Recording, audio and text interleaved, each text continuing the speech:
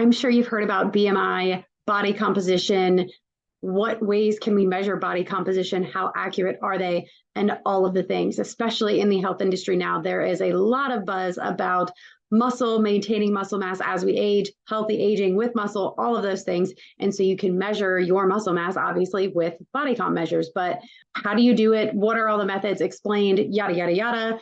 I'm going to get into all of that. But before I do, welcome. I'm Coach Mack, the founding health coach of Running with Bacon, where I help women become their strongest and fittest selves, one small step at a time. That means by habits. They're my jam. Thank you for being here. If you find this video helpful, I would so appreciate it if you share it, like it, subscribe, comment, whatever you want to do, but just it's a free way to help me get the word out to help more women. Now, to explain all the differences between BMI, body comp, different measures, how accurate, all of those things, I am actually putting here a clip from a training inside of my paid membership called Fit by Bit, where I do live weekly trainings to explain different health-related topics. No topics are off limit.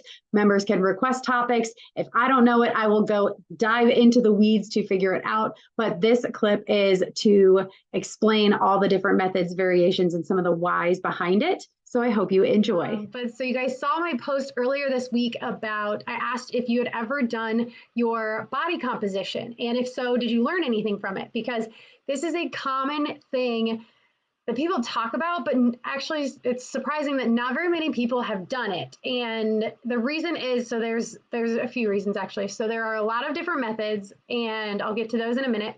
But also most doctors and physicians' offices and things like that, they rely on BMI, which is your body mass index. And that is essentially a ratio of your weight to your height, and then male or female. And so it doesn't take into account your body composition, though, which that is actually the biggest complaint or issue, I'll say, with BMI, because you could be, like in my case, at 5'4" and 150 pounds. I'm in the overweight, and I have been in the obese category, I think, like depending on where it's been, like when I weighed a little bit more, but I was also stronger and able to lift a whole lot more than I can right now. But so it doesn't take into account your body composition. So it tends to sway if you have a more muscular build. BMI does not swing in your favor. It tells you that you are more overweight or obese than you actually are by traditional body composition standards. So that is why it's kind of, BMI is a way that we can take measures on millions, if not billions of people. And then body composition, though, because it's a little bit more in depth, it requires more in-depth screening and equipment and things like that. So that is why it is not as widely done as BMI. It's just not as simple.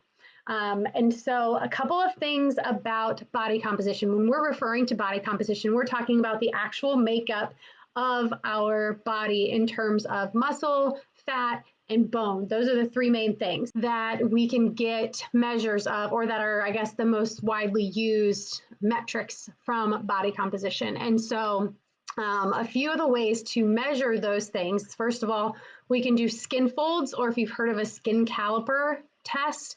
So those are like those clampy things that actually measure your, like they like take a pinch of your skin at different sites on your body. So like the back of your arm, right by your clavicle, on your hip and on your belly, your thigh. So it takes different measurements using that skin caliper. And then from there, it can determine how much body fat you have. So the way that works is once it knows the amount of fat plus how much you weigh, then it can pretty much tell you how much muscle you have. So it's kind of it works backwards a little bit by playing with the numbers versus your weight. So that one's not as accurate in terms of your bone and muscle, but it is widely used for fat, body fat percentage, because a lot of it is the subcutaneous, or like the fat that's right under your skin.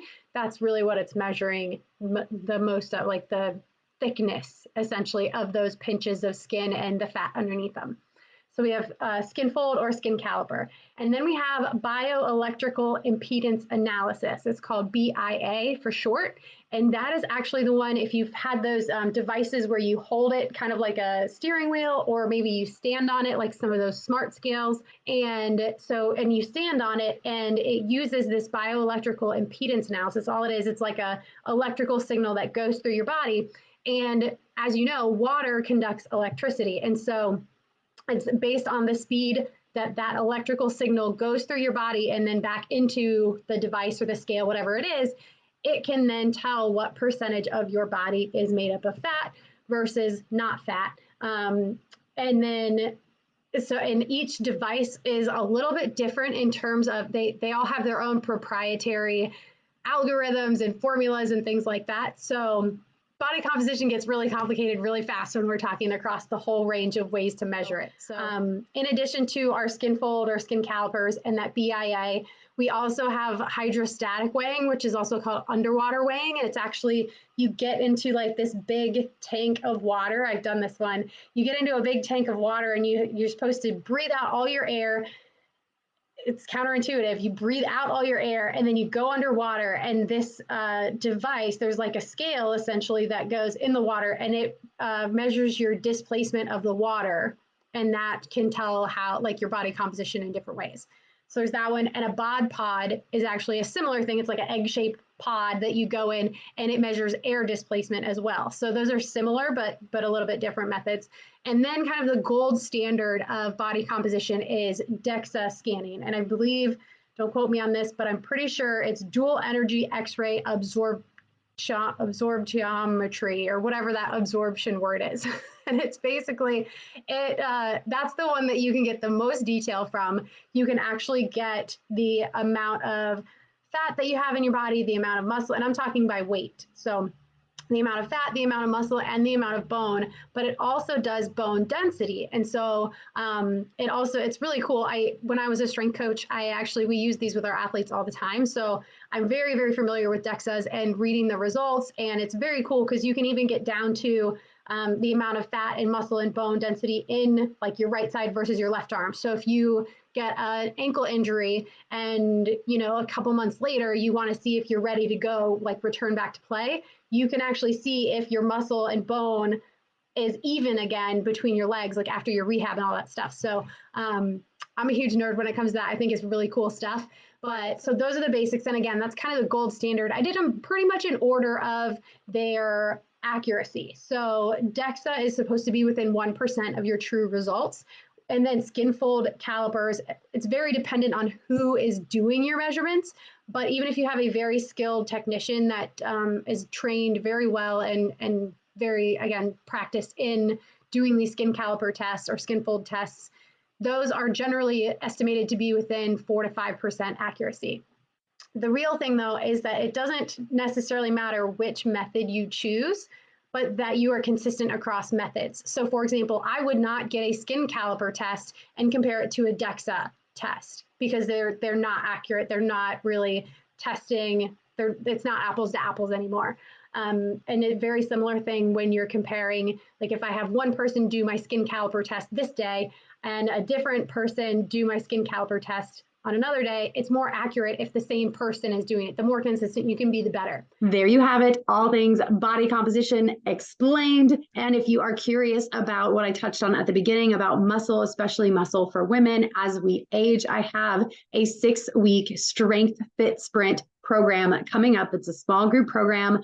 It is, again, only 6 weeks, but you learn the basics of resistance training, why muscle is so important for women and for our aging process.